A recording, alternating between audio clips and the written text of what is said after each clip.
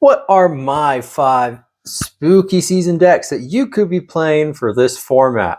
Well, let's find out.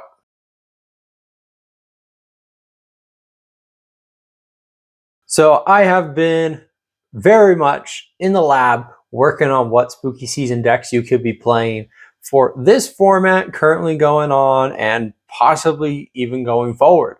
And I think a lot of these will be a bunch of bold takes, but for sure they are crazy. So to start off with my number one pick, we are going to have to go with DDD. So DDD just got some new support in this latest set, and I think this deck is just freaking insane. Yes, we are pendulum biased, but DDD is really great at being able to set up a spell trap negate, 2 monster negates, monster effect hand negation, a steal that's not once per turn, and as well just has a lot of good going second OTK possibilities. And with the amount of non-engine this deck can play, it is really insane.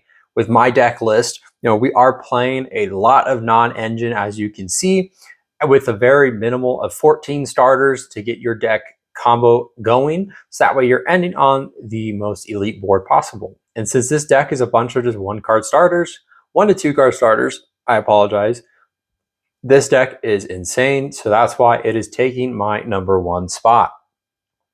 For number 2 is a fan favorite and one that I truly love in Mimighoul.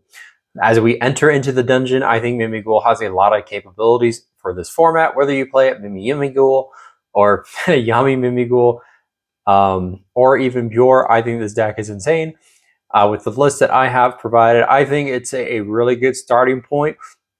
Not much has changed for Mimighoul, being able to search out Arch Nemesis Escados as a board breaker and are going first. If you know what your opponent is playing, you use your extra deck to be able to get into what you need to just call it and just lock your opponent out of that. As well, you can see we are playing the one of Mimighoul Cerberus, and that is for Yummy. Since Mimighoul Cerberus is a beast, you just summon that, call beast. Yummy won't be doing much from there on out unless they're playing Mitsu, and then you're just fighting a Mitsu engine. So there's that for you. And I think Bot Herder is a really great card for this deck going second, hence why we're only playing 2 copies of it, because it is searchable with Thrust, and it's just a good card overall. So that is my take for the deck. And honestly, I think it has a lot of mad potential playing it pure, or if you do play a Yummy version, I think the Yummy version is also good, but not my choice on what to be played. For number 3 is Orcust. So I think Orcust, I guess it's kind of spooky, kind of not, but like the way that it looks and lore typing, it is very much spooky to me. Orcust with the Azamina engine, I think, is really good. Since the Fiendsmith bridge was hit, you can play the Fiendsmith still in this version. Just drop all the Azamina, drop the Wanteds, and you're golden.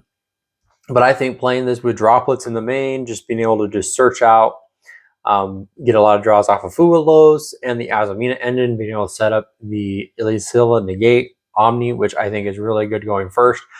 And then you're just playing a bunch of board breakers in your side deck just to really utilize, going second capabilities, establishing a board, and possibly OTKing. I think the deck has a lot of good potential. And fourth, as we enter into the gates of the Dark World, I think Dark World is crazy right now. Since a lot of decks are siding Droll and not maining it, this deck going first is insane. With the amount of just plays that you can play through, being able to board break through your opponent as this deck just naturally does that, it is really great. As you can see in the side, we do play a lot of board breakers with Dark Ruler No More, Salesband, Mistaken Arrest, because we also want to put our opponent on the pressure of, if we can't search, you aren't searching either. So that's why my Mistaken Arrest was taken into consideration here, rather than things like Lightning Storm, Raigekis, being able to just break the board that way. You can still play those. It is just up to you. The one card I thought was really insane was DDD Dark World Puppetry, not DDD. Dark World Puppetry being a DD Crow, which is really insane. Brings reminiscence to Malice Q White Binder. Which is nice, is this also acts as a discard for you, so that way you can fuel your engine going.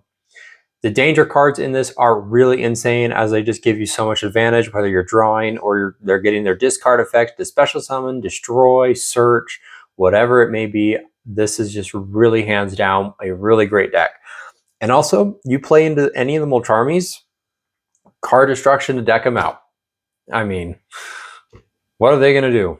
They can't play, right? So hence why it's my pick. This deck does lose out to a lot like Nibiru, Amul Charmy, kinda, because I mean you just play through it and just force it in the deck out. Loses hard to draw, Ghost Bell from time to time, DD Crows.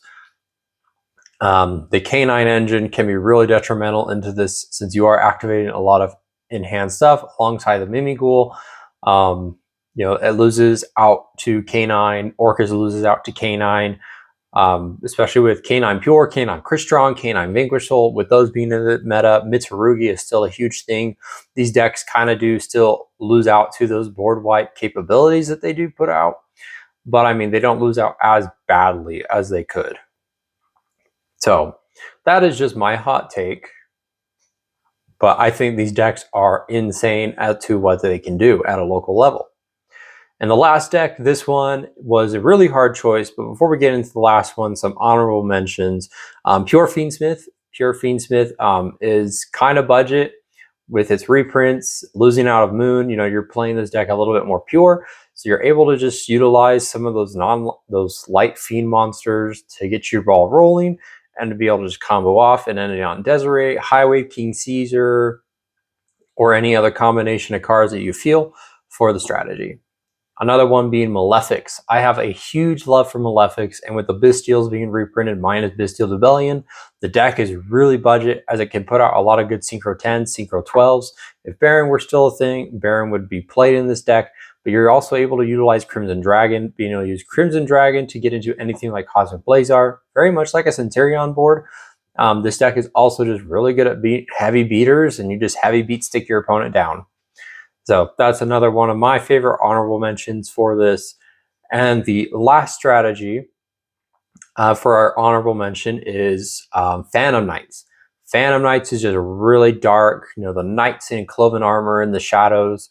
I think the deck is really great, whether you splash it with a K9 engine, you splash it with the Burning Abyss, you splash it with the Wanted Azamina, or even go retro and you play it with the Wandering Griffin or the Adventure engine. I think the deck has a lot of potential going forward because the traps are really great. Trap-based Yu-Gi-Oh! I think has a lot of capabilities going forward here when going first, because not a lot of people are playing those board breakers in their main.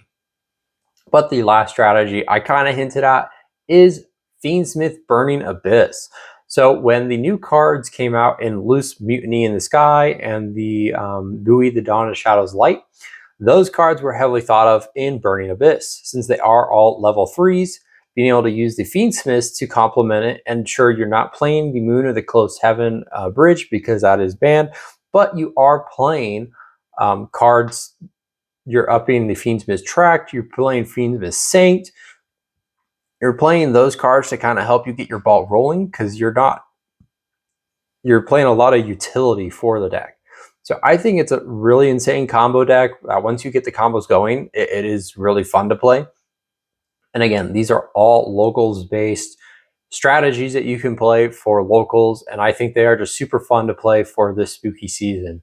But that is it for my top 5 spooky season decks that you guys could be playing this format. Let me know down in the description below what your favorite spooky season deck is and why. Whether that's Eldritch, Skull Servant, any zombie type deck, Vendreads, for instance. Let me know down in the comment section below. And also let me know down if you would like to see one of these strategies taken to locals to see how far we can go with it as well. I would love to hear from you. But other than that, we'll pass it over to you.